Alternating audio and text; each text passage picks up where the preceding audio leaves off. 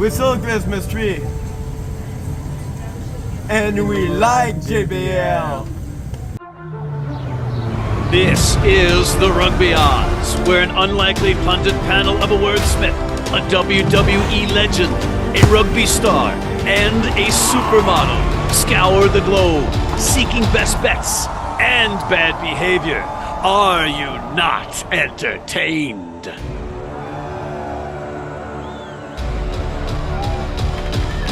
Thank you. Much appreciated. And our all-star cast in the sponsor opportunity green room, John Bradshaw Layfield, the WWE Hall of Fame turned Rugby Advocate, King Gift Egbelu, the inventor of words, Mike Friday, the world-renowned sevens coach, Steve, Elevate-Rugby.com, Lewis, and Irish rugby legend George Hook are all here to talk about what's on the Your Company Name Here slate.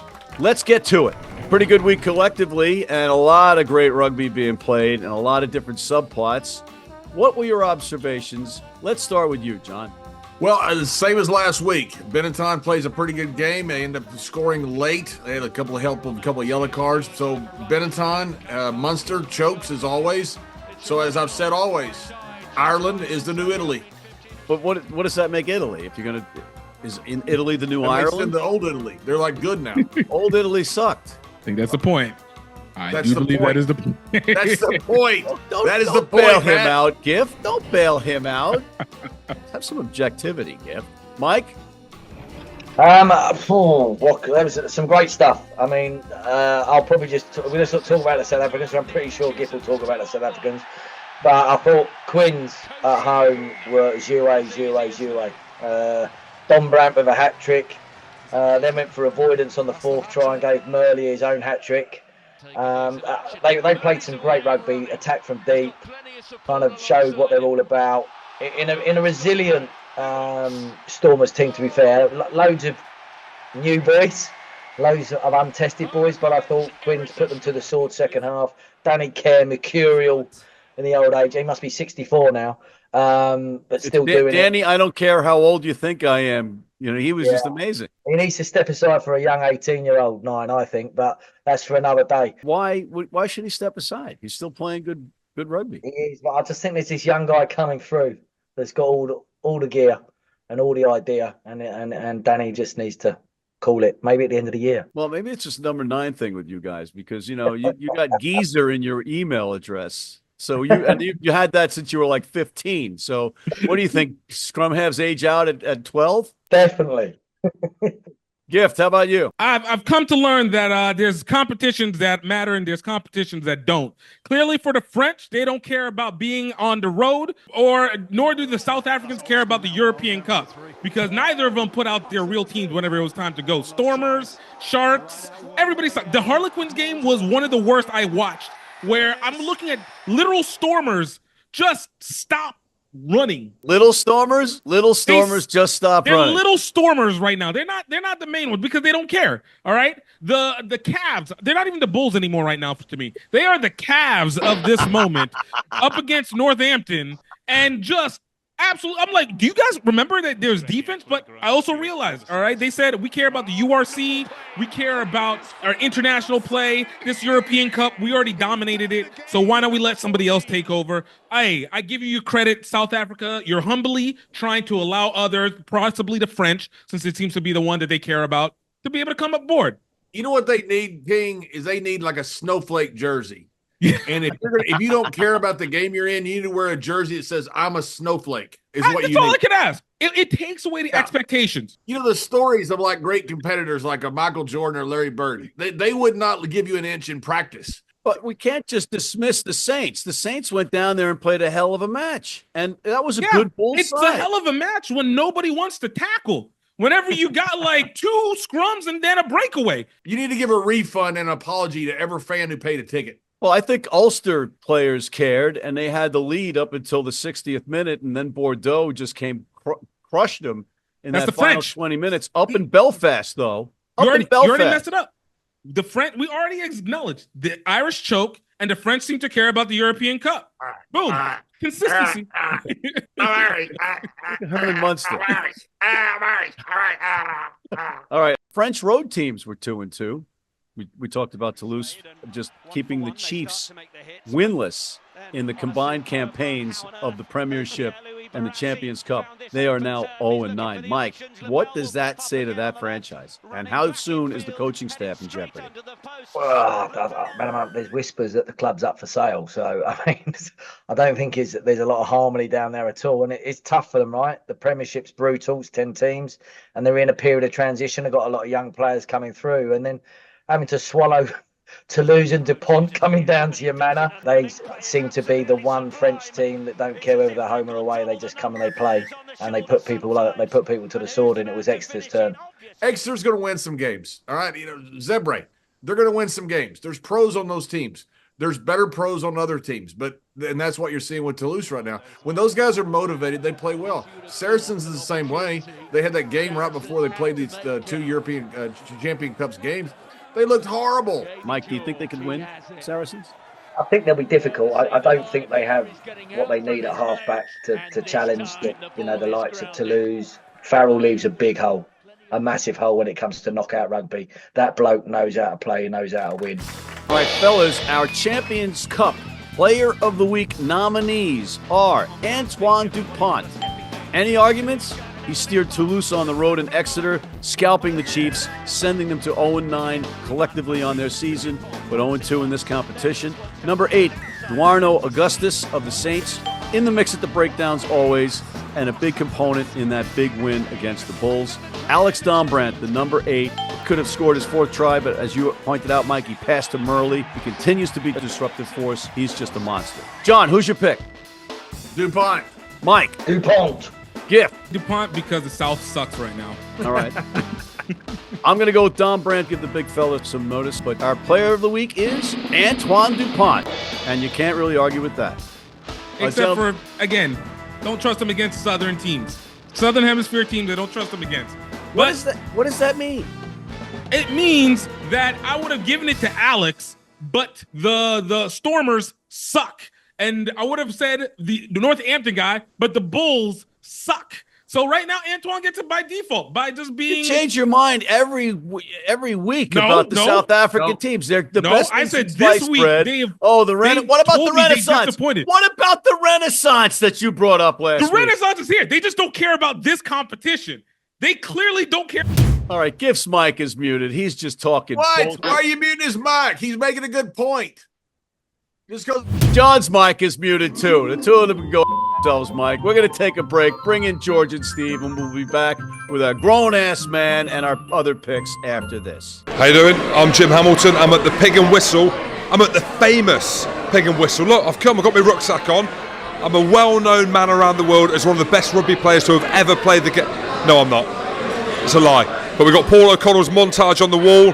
I've heard a lot about this place, and I'm here. Make sure, though, that you come here, but you also tune in to Rugby Wrap-Up. If you're in New York City and want to watch some great rugby, have some great food, and some great times, go to the world's best rugby pub, the Pig and Whistle on West 36th Street. And we're back with George Hook and Steve Lewis. Guys, you're all over the place. Steve, you're in Tunisia? I am indeed. Home of the ancient Carthaginian Empire. And Cato the Elder in the Roman Senate mentioned Carthago delenda est, meaning Carthage must be destroyed, which initiated the Punic Wars. Hannibal, you might know that name. And so this was a Mediterranean civilization, which was very dominant back in the day.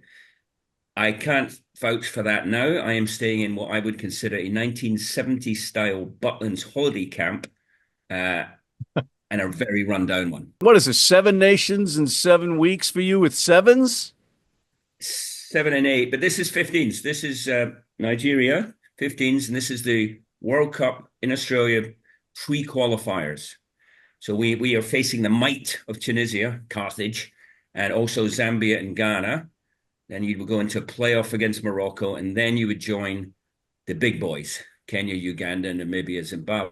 It's a long road and a highly unlikely one for my Nigerian compatriots, but that's what it is. So 2 games of 15s this week in Montastir, which is about 2 hours south of Tunis. So a couple of points come to mind. Number one, You're not just a sevens expert, you're a 15s expert, and you can be found on elevate-rugby.com. And I think George, Irish Rugby Tours, ought to be following him with a camera crew because his life is one of the most interesting lights out there. Yeah, I must find him an Irish Rugby Tours cap, maybe, or we've got some gorgeous shirts which could improve his look as well. You know, I think whatever about the rugby aspect, we could improve his look, I think. But Butlin's holiday camp, now that's brilliant. You know, this was post-war, really. A fella called Billy Butlin had sets up these camps, and they were where middle-class people went on holiday. Nobody in Britain at that point was going to foreign parts. But the connection with rugby is interesting because the chief executive of Butlin's in Ireland was a rugby guy. And the first ever coaching courses it used to take place in Butlin's holiday camp the last week of summer.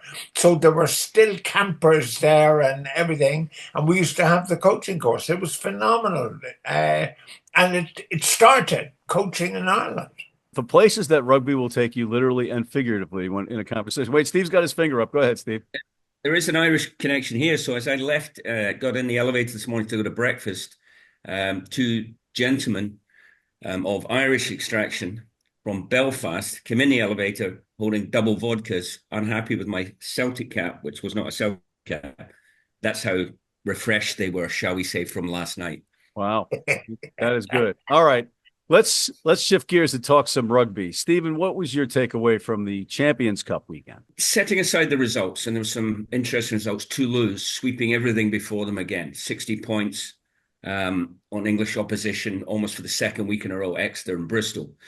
Interesting tussle in Toulon for Glasgow. But what I think the interesting thing is the way different countries and different clubs, even within those countries, approach this tournament. The Sharks and Stormers were essentially B-sides up north and got pummeled by 50 points. Toulouse taking it seriously, Toulon taking it seriously, Glasgow, Leinster taking it seriously, La Rochelle taking it seriously. So there's a bifurcated approach at the moment, which is to the detriment of the competition. And I don't know how you fix it or remedy it. Dobson, the Stormers coach, he said, we're grateful to be here and we've got to find a solution because we're not doing South African rugby justice. We're not doing the competition justice. Expanded rosters is one. How do you force a team to play their star players? How do you sell tickets to the Bulls coming to Glasgow and they rock up without 6 Springboks? This is the question. George, why don't you piggyback that? The first is an easy fix.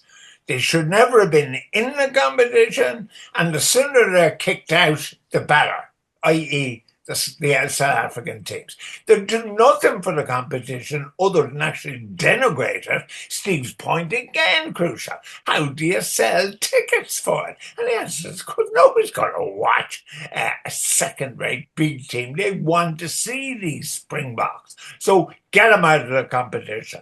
The second thing is that the alarm bells must be ringing in England.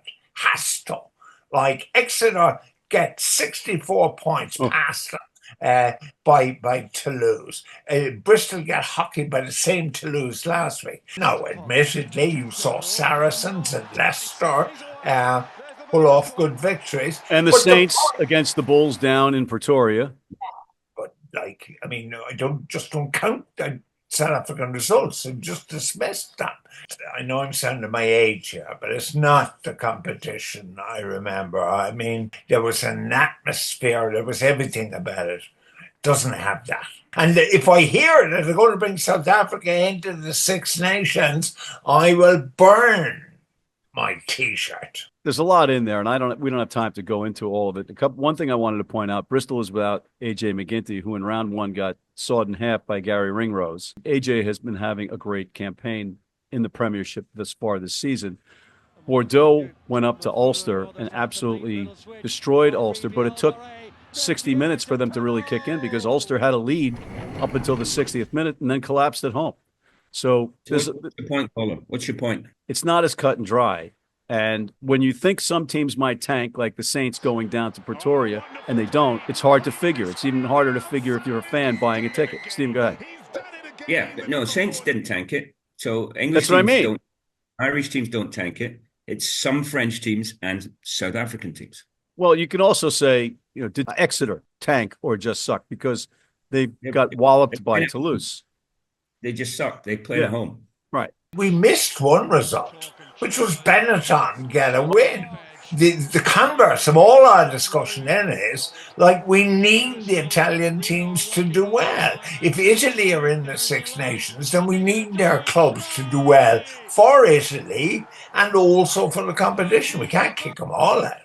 And Steve, was this one of those matches perhaps that Bath pointed to on the calendar and said, okay, we can rest a couple of guys like a Finn Russell? Possibly. I mean, Glasgow did the same thing. They didn't put out big guns against Toulon and nearly got away with it. Brought 7 guys off, cap players off the bench. Sometimes coaches get too cute. Sometimes it works out for them. All right, George, before we get your picks from the two of you, I want to throw a name out there.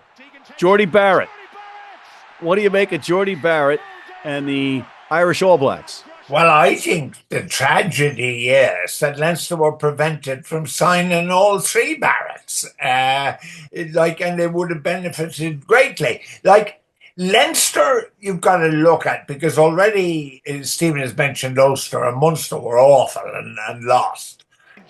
Of the 23 players in the Irish squad in the autumn internationals, 13 came from Leinster. So Leinster are disproportionately better than the rest of the country, point one. Then point two, Barrett claims that he's come to Ireland to get better, which I thought was a lovely statement. I think it was a clever statement, but it was a good one. But he wants to play 12. Now, 12 doesn't suit us, because we've got good 12s at Leinster, and he played full back because he can play anywhere. He's already very popular with the audience, and Irish rugby generally. He's getting a soft ride from the media.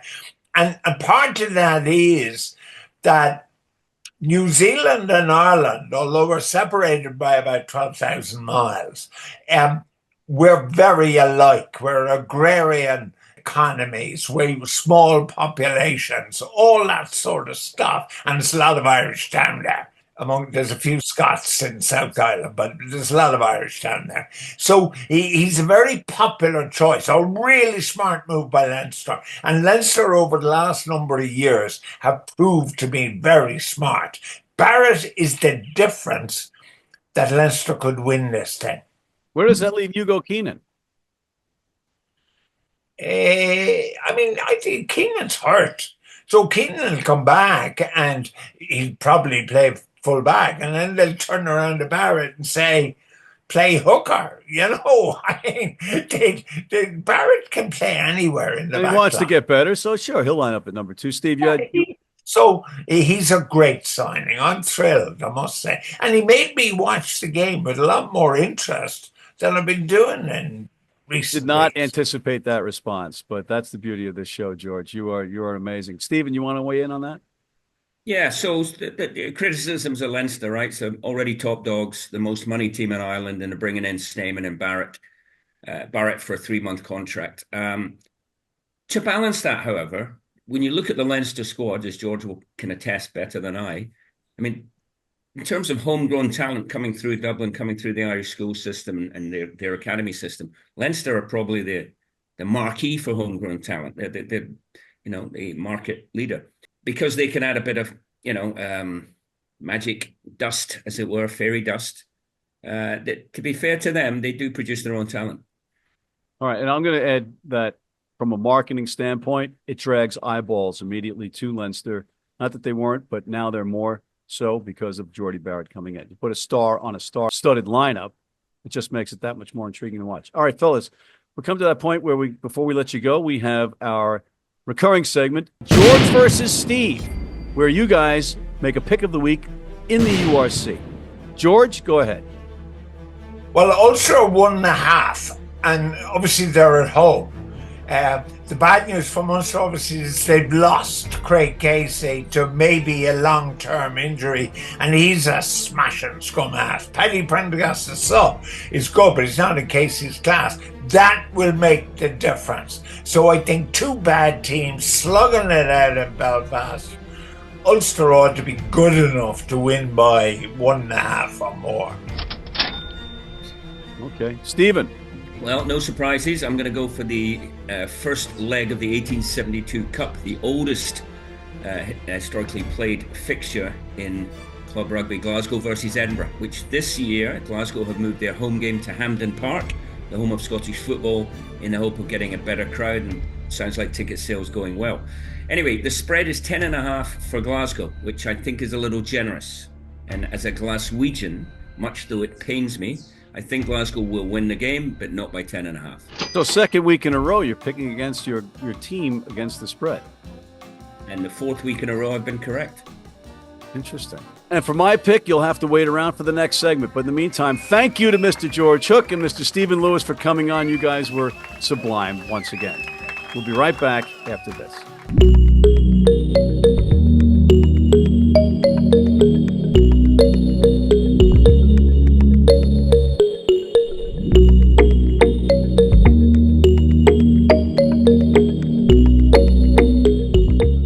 You need your cleats? You need them tomorrow? If you order today by 3 p.m. New York time or noon LA time, they can have them to you tomorrow.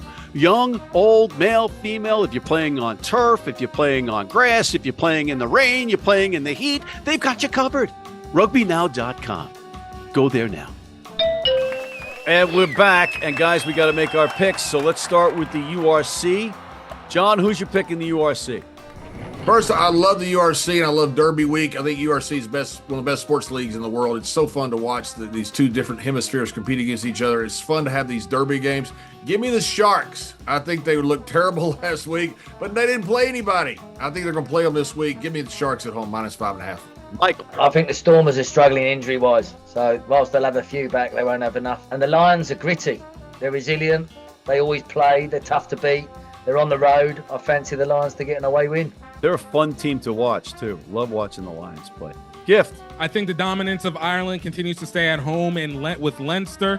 14.5 points typically I would say is too much, but I think there's just too much of a mental destruction for a Connacht team to be able to overcome. All right. I'm going to go Steve Lewis's Glasgow Warriors over Edinburgh. I know it's 10.5. It's a lot of points, but I'm going Glasgow. And now it's time for our recurring segment. Road and Span! The nominees are Theo McFarlane, the number 6 out of Saracens. The Samoan internationally battered his way through some hard-earned meters. He took 2 or 3 men with him every time. Marcel Kotze of the Bulls. In the open field, he just barreled over a would-be Saints tackler for a try. And Olujare Uguntubeju, the 6'8" mountain of a man, new to the game, and just in his early 20s, rammed in a try late, carrying Toulon defenders with him in that key 1-point loss for Glasgow, but they got the key bonus points in that loss.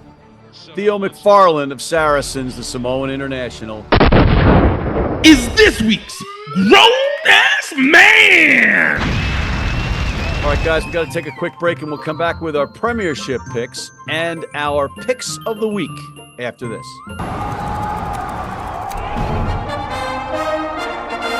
From New York City comes America's longest-running and most popular rugby show. The biggest names in Major League Rugby, MLR highlights, and big match previews. Rugby Wrap-Up presents MLR Weekly, made in New York City. Hey, U.S. fans, you can tune into every match live on Flow Rugby. How do we know that? Because we're on there all the time. And now it's time for our Premiership picks of the week. John, who do you like? I like who 2 Cents Rugby likes. And by the way, call us. It's Christmas. We want a Christmas gift. We want to come to your show because we hate this guy who's hosting the show. Give me Saracens. You know what? You can go, John. Okay? How you doing? That's what I mean. 2 Cents Rugby, you wouldn't say that to us. Mike, who's your pick? Friday night, Harlequins on the road. I fancy Harlequins to do a job on the road down at Kingsholm. Gift. Look, man, Sale continues to beat down because Exeter doesn't want to play anymore. Look for Sale to be able to cover and get the win. Yeah, they got to win eventually, Exeter. They don't. No, they really don't. Yeah, no, they don't. You're right. They don't. That is the dumbest comment ever. You know They what? gotta win You know what? eventually. Why do Guys, they have to win? I'm taking Exeter. Okay? Let me ask you a question, Matt. You flip a coin 9 times, it comes up heads every time. What's the chance it comes up tails the next time? Heads I win, tails you lose. You dumbass. No, you're a because something dumbass. happened in the past does not mean, it's got to change now. Nothing's got to change. They may never win another game. Exeter, I'm doubling down. Layfield. And from there we go to John's favorite time of the show, Picks of the Week, Johnny. Mike. I'm going to give you a Barney Rubble because it's Christmas. A Barney Rubble double. The 2 away winners in the French top 14 will be Toulouse and Bordeaux. Oh, you are a generous man, Mike Friday. A generous man. John. Betty Rubble was hotter than Wilma. I agree with him on Barney. Barney is the freaking man, by the way. I'll go with Barney, and 2 cents rugby is who I'm going to go with. Look, Zebre should have won last week. They had a good game. They had the ball at the end of the game, couldn't get it over the try line, couldn't get. They didn't cover, by the way, but didn't win. Give me Zebre to cover against Benetton. Maybe not win, but cover. You just took my pick. I don't give a shit what I did. Gift. No, look, man, even though South Africa doesn't care about the European Championship, they do care about the URC. Sharks, Bulls, that's going to be probably one of the best games. I look for the Bulls to actually play their starters with care, heart, and strategy to keep it close. I don't know if they'll win. Sharks are a super team, but it's super team in the URC. But I do think that they're going to keep it close and be able to cover against the Sharks. Bulls. I'm taking Munster on the road.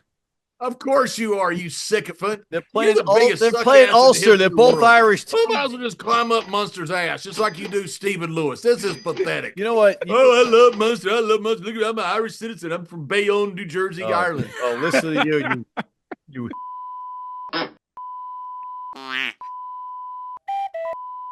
How dare you? How dare you? That's the worst series of insults I've ever heard in my Oh, yeah? life. You're a jerk, too. You're a big jerk. On that note, we're out of time. Thank you to John Bradshaw Layfield, the WWE Hall of Famer turned rugby advocate, King Gift Egbelu, the inventor of words, Mike Friday, the world-renowned sevens coach, Steve, Elevate-Rugby.com, Lewis and Irish rugby legend George Hook, and thank you for tuning in. Please check out our other shows. Hit that subscribe button on YouTube, follow us on social media, sign up for our weekly newsletter, tell your friends about us, and join our American Red Cross blood donor team.